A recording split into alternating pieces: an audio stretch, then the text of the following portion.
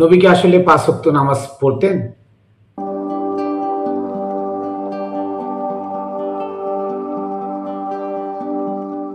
বিসমিল্লাহির রহমানির রহিম। আসসালাতু ওয়াসসালামু আলা সাইয়্যিদিল মুরসালিন ওয়া আলিহি আজমাইন।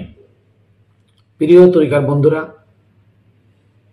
দেশে ও বিদেশে যারা যেখানে আছেন, সকলকে জানাই আমি Mainul Kabir Khatune Jannat TV YouTube channel, Facebook page ও রামবেলের পক্ষ থেকে শুভেচ্ছা অভিনন্দন। আমি সর্বপ্রথম সালাম জানাই আকা নামদার তাজেদার মদিনা মুহাম্মদ মুস্তাফা সাল্লাল্লাহু আলাইহি ওয়াসাল্লামের পাক রওজায় এবং তার আহলে বায়াতের পাক রওজায়, বিশেষ করে এই সোহাদায়ে কারবালাদের এই মুহররম মাস উপলক্ষে তাদেরও পাক রওজায়, এবং বাবা শাহ আলী বগদাদী রহমতুল্লাহ আলাইহির পাক রওজায় এবং আমার মুর্শিদ মানিক চাঁদ শাহ রহমতুল্লাহ আলাইহির পাক কদমে। বন্ধুরা, আমি আপনাদের সামনে আজকে তুলে ধরব যে নবী কি আসলে 5 ওয়াক্ত নামাজ পড়তেন? মাওলা আলী, হাসান, হুসাইন, মা ফাতেমা, তারা কি 5 ওয়াক্ত নামাজ পড়তেন? এই সম্পর্কে কোরআন কি বলে, নামাজ সম্পর্কে কোরআন কি বলে, আগে কোরআন থেকে জানতে হবে যে নামাজটা আসলে কি। প্রথমে জানাবো যে সূরা হিজরের 99 নম্বর আয়াত, ওয়াবুদু রাব্বাকা হাত্তা ইয়াতিকাল ইয়াকিন। তোমরা রবের ইবাদত ততক্ষণ পর্যন্ত করো যতক্ষণ পর্যন্ত তোমাদের পরিপূর্ণ বিশ্বাস স্থাপন না হয়, ইয়াকিন না হয়। তার মানে আল্লাহকে যারা পরিপূর্ণ বিশ্বাস করে তাদের প্রতি ইবাদত নাই, স্পষ্ট হয়ে গেল এখানে। এবার আসুন সূরা আনকাবুতের 45 নম্বর আয়াত, ইন্নাস সালাতা তানহা আনিল ফাহশাই ওয়াল মুনকার। নিশ্চয়ই সালাত মানুষকে অশ্লীল কাজ, ফাহেসা কাজ থেকে বিরত রাখে। এবার সূরা বাকারার 177 নম্বর আয়াত, লাইসাল বিররা আন তুওয়াল্লু উজুহাকুম কিবালাল মাশরিকি ওয়াল মাগরিব ওয়ালাকিন্নাল বিররা হাত্তা তুনফিকু মিম্মা তুহিব্বুন। এটা আবার অন্য আয়াত। তো পূর্ব পশ্চিমকে তোমরা কেবলা করে যতই মুখ ঘিরাও তাতে কোনো লাভ নাই। লাভ হলো তোমাদের প্রিয় বস্তুকে আল্লাহর রাস্তায় ব্যয় করো। এই 4টা আয়াতের সমন্বয়ে আমি আজকে কথা বলবো যে সালাদটা কি। আমাদের ভিতরে একটা ভ্রান্ত ধারণা, দীর্ঘদিনের আকীদা, যে ব্যক্তি সালাত করে না, যে ব্যক্তি মসজিদে যায় নামাজ পড়ে না, তার জানাজায় মানুষ যায় না, তার বাড়িতে মানুষ খায় না, মোল্লারা তার বাড়িতেও খায় না। অথচ সুদখোর, ঘুষখোরের টাকায় মসজিদ বানানো, সেখানে মোল্লারা ইমামতি করে, তাদের কাছ থেকে টাকা নাই, আর বলে নবী 5 ওয়াক্ত নামাজ পড়েছেন। এবং মৃত্যুকালীন সময় জাল হাদিস দিয়ে বলে আবু বকর নামাজ পড়াও, নাউজুবিল্লাহ।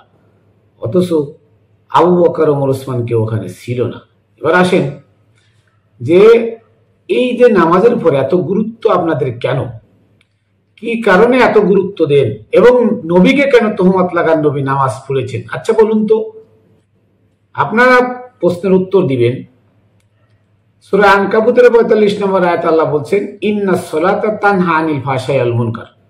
সালাত মানুষকে অশ্লীল কাজ আর খারাপ কাজ থেকে বিরত রাখতে পারে।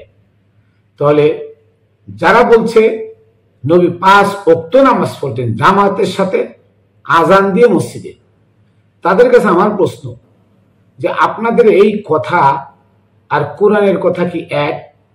কোরআনে বলতেছে যে যারা অশ্লীল কাজ, খারাপ কাজ করে তারা কি করে? সালাত পড়ে, সালাত আদায় করে অশ্লীল কাজ, খারাপ কাজ থেকে বিরত থাকার জন্য। তাহলে আপনাদের কথায় বোঝা যায় যে আব্দুল্লাহ ইবনে নজদির ধারণায় ঠিক। আব্দুল্লাহ ইবনে নজদি বলেছেন নবী গুনাহগার ছিল, আর তাই নবী নামাজ পড়তেন গুনাহ থেকে মুক্ত হওয়ার জন্য। নাউজুবিল্লাহ। কি আপনারা এটাই তো বলবেন যে নবী 5 ওয়াক্ত কেন নামাজ পড়ছেন? নবী 5 ওয়াক্ত নামাজ পড়ছেন তার চরিত্র গঠনের জন্য। সে 5 ওয়াক্ত নামাজ পড়ছেন খারাপ কাজ থেকে বিরত থাকার জন্য। নবী খারাপ কাজ করে বেড়াতেন, তাই না? আবার দেখেন সূরা হিজরের 99 নম্বর আয়াত আল্লাহ বলেন, ওয়াবুদু রাব্বাকা হাত্তা ইয়াতিকাল ইয়াকিন। তোমরা আল্লাহর ইবাদত করো যতক্ষণ পর্যন্ত আল্লাহর প্রতি পরিপূর্ণ বিশ্বাস স্থাপন না হয়। তাহলে নবী আল্লাহকে বিশ্বাস করতেন না, ফেরেশতাকে বিশ্বাস করতেন না, কিয়ামতের উপরে বিশ্বাস নাই, কিতাবের উপরে বিশ্বাস নাই। তাই তো আপনাদের কথায় বোঝা যায় যে আল্লাহ তার নবীকে দিয়ে নামাজ পড়াতেন এই জন্য যে নবী আল্লাহকে বিশ্বাস করতো না। তাই প্রিয় বন্ধুরা, আমার কথাটা গভীর মনোযোগ দিয়ে শুনবেন। যারা বলে নবী 5 ওয়াক্ত নামাজ পড়তেন মানে ইমাম হয়ে পড়াতেন, আর শিয়ারা বলে 3 ওয়াক্ত পড়েছেন, তার মানে শিয়া আর সুন্নি একই ঘরের সন্তান। ওরা 3 ওয়াক্ত, ওরা 5 ওয়াক্ত, ওরা 3 ওয়াক্তে 5 ওয়াক্ত পড়ে আর এরা 5 ওয়াক্ত পড়ে, কিন্তু সবাই মিলে তাদের একটা আকীদা, নবী নামাজ পড়তেন।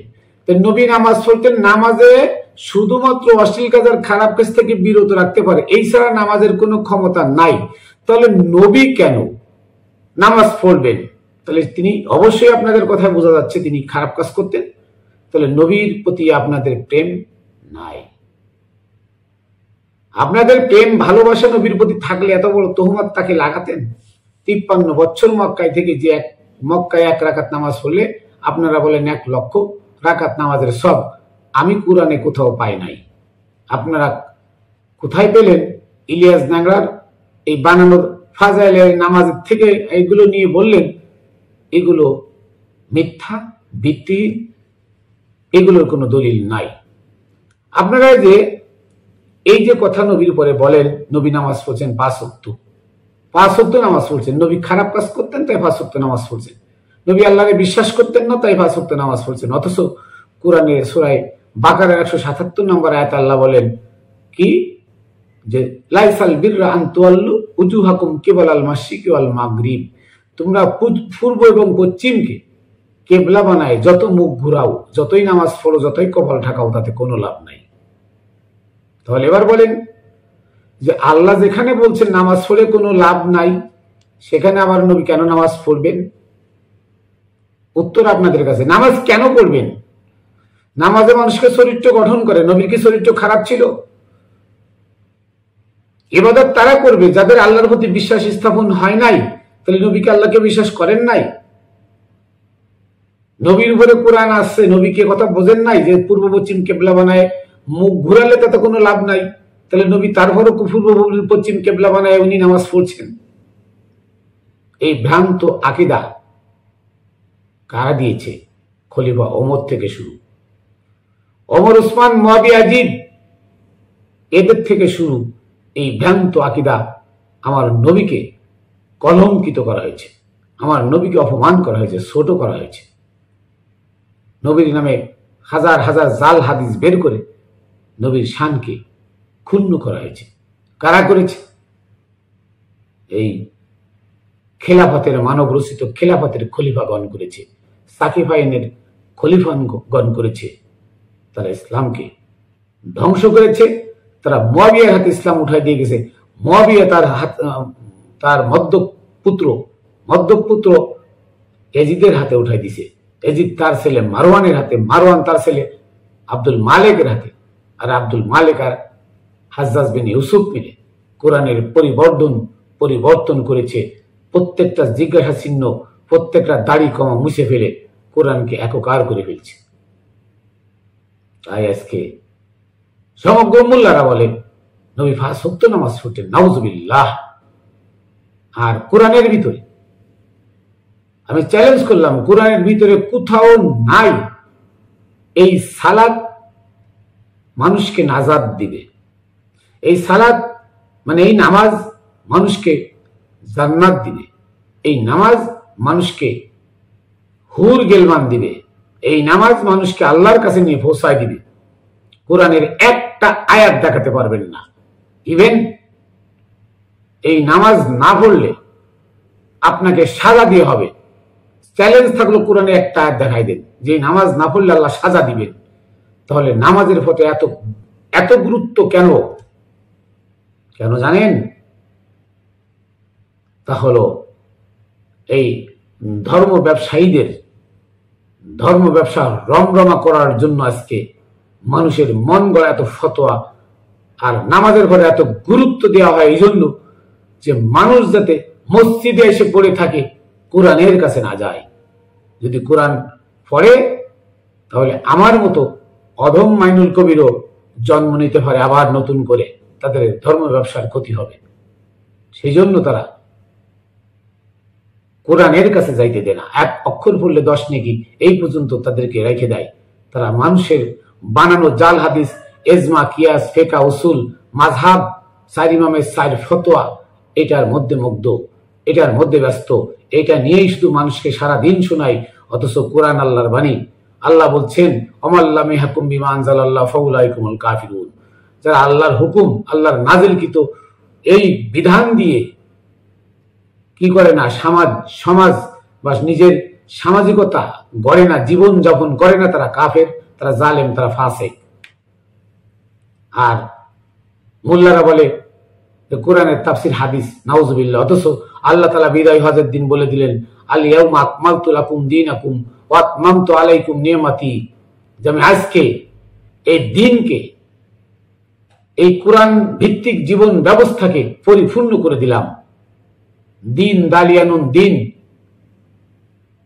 দিনকে আর দিন। আপনি কি দেখেন নাই যারা দিনকে অস্বীকার করলো? দিন মানে কোরআন ভিত্তিক জীবন ব্যবস্থাকে দিন বলে। দালিয়ানুন, আপনারা খুলে দেখেন তফসির কারকরা লিখছে যারা কিয়ামতকে অস্বীকার করলো, নাউজুবিল্লাহ। দিন মানে ধর্মকালীন সময়ের জীবন ব্যবস্থাকে দিন বলে, দালিয়ানুন দিন। আর দালনুন দিন মানে হচ্ছে রাত দিন। এই দিনকে বানাইছে তারা কিয়ামত, নাউজুবিল্লাহ।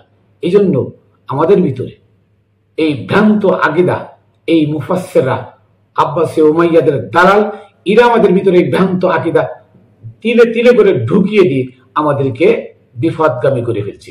আজকে আমরা বিপদগামী কেন? আজকে মসজিদে যাই কপাল ঠুকাই, অথচ আল্লাহ বলছে ওয়ালাকিন্নাল বিররা হাত্তা তুনফিকু মিম্মা তুহিব্বুন।